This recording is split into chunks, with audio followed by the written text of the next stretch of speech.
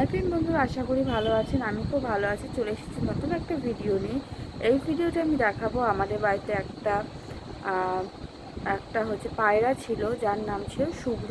তো চলুন আপনাদের কাছে পুরো ভিডিওটা ওর শেয়ার করি। দেখুন বন্ধুরা, যে পায়রাটার কথা বলছিলাম, এই যে সাদা কালারের পায়রা, ওর নাম কিন্তু আমরা দিয়েছি শুভ্র। তো কিন্তু খুবই শান্তশিষ্ট এবং খুবই ভালো। ওকে যা খাবার দেওয়া যায়, মুড়ি বা চাল, ও কিন্তু সব খাবারই খায়। তো দেখতে পাচ্ছেন এই যে এখানে কিন্তু ঘোরাফেরা করছে। এখানে মুড়ি দিয়েছিলাম, তারপরে ভাত দেওয়া হয় ওই পাশটা করে।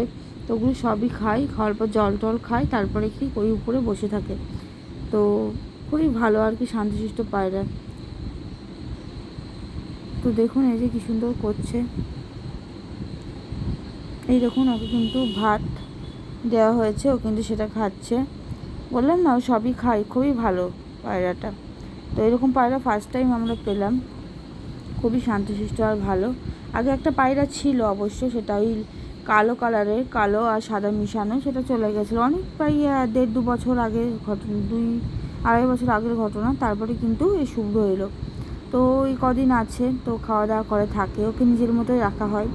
এবার দেখাবো, মা একদিন শুভ্রকে ধরেছিল, ধরে কি করছে সেটা দেখুন, ভিডিওতে রয়েছে। রোদে ঘুরে ঘুরে বেড়ায় না। এই যে ওর নাম হচ্ছে শুভ্র, কিন্তু সাদা একটা পায়রা। আমাদের এখানে দেখো যে খায় সব সময়।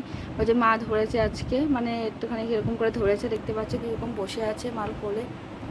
এই দেখো, এটাকে আমার দিকে তাকিয়ে আছে। তুমি যদি ঘর চিনি দিলে ও বারবার ঘরেই চলে আসবে।